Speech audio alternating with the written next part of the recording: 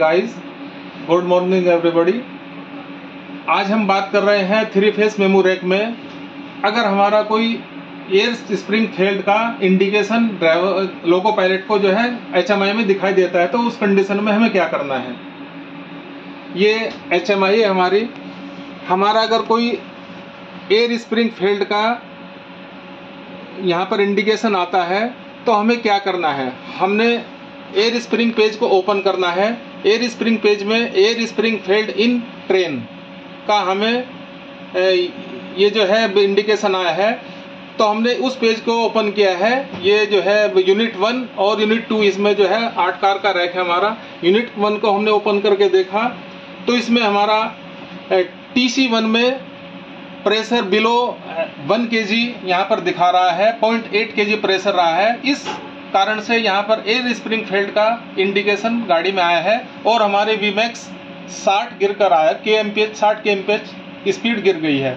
उस कंडीशन में loco pilot के लिए क्या निर्देश है, किस तरह से इस प्रॉब्लम को रेक्टिफाई कर सकते हैं और आगे का हमें क्या करना है, सेक्शन क्लियर कैसे कर सकते हैं, तो डिटेल में हम आपको बताएंगे। अगला नीचे हम इसके बाद आइडेंटिफाई कर लिया हमने यूनिट 1 के TC1 में हमारी ये प्रॉब्लम क्रिएट हुई है, इसका प्रेशर गिरा है किसी भी कारण से। हम जो है कारण जानने के लिए हमें कोच पर जाना होगा।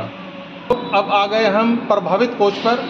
जिस कोच से हमारा MR प्रेशर या एयर स्प्रिंग का प्रेशर कम हुआ है उसका कारण जानने का हम प्रयास करेंगे। हम सबसे पहले उस कोच पर जाकर जो एयर स्प्रिंग आइसोलेटिंग कोक है उन सभी को चेक करेंगे।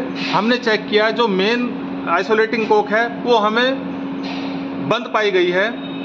कारण कुछ भी हो सकता है, बंद पाई गई है कोक, जिसके कारण से हमारा दोनों बोगी में जो एयर बैलो के अंदर MR का प्रेशर जाता है वो बंद हो गया और धीरे धीरे वो प्रेशर जो उस मेंटेन करना था वो बंद हो गया, जिसके कारण से हमारा Vmax 60 आ गया। एक कारण ये है। दूसरा कारण, अन्य कारण ये हो सकता है अगर हमारी कोक नॉर्मल पाई गई, नॉर्मल करो,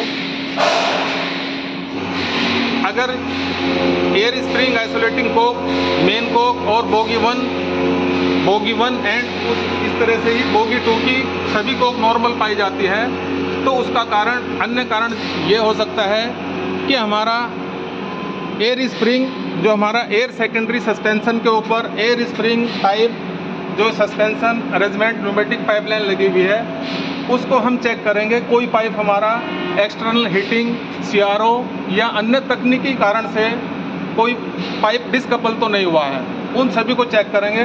अगर कोई जो है पाइप हमारा डिसकपल पाया जाता है तो उस पाइप को हम लगाने का प्रयास करेंगे, फिटिंग करने का प्रयास करेंगे। अगर नहीं हो पाता है तो हम तुरंत ही टाइम लॉस ना करते हुए इस संबंधित कोच की जो मेन आइसोलेटिंग कोक जो अभी मैंने आपको दिखाई थी उस कोक को आइसोलेट कर देंगे और जो कि हमारा अननेसेसरी MR प्रेशर ड्रॉप हो रहा था वो प्रेशर हमारा मेंटेन होना शुरू हो जाएगा। हमारा जो एयर सस्पेंशन बैग में, एयर बैलो में प्रेशर जा रहा था उस कोक को हमने बंद कर दिया और जो इस पोर्शन से हमारा, इस फिटिंग से हमारा MR प्रेशर अननेसेसरी ड्रॉप हो रहा था जिसके कारण से हमारा MR BP मेंटेन नहीं हो पा रहा था, उस आइसोलेटिंग कोक को क्लोज करने से हमारा MR प्रेशर मेंटेन हो गया, जिसके कारण से BP प्रेशर, MR और BP प्रेशर दोनों मेंटेन हो गया है और लोको पायलट उस रैक को अगले जो है गंतव्य तक हम 60 kmph की स्पीड पे ले जा सकते हैं। अगले TXR पॉइंट तक हम उस गाड़ी का संचालन कर सकते हैं और हमारा जो टाइम लॉस हो रहा था उसको हम मेंटेन कर सकते हैं। धन्यवाद साथियों।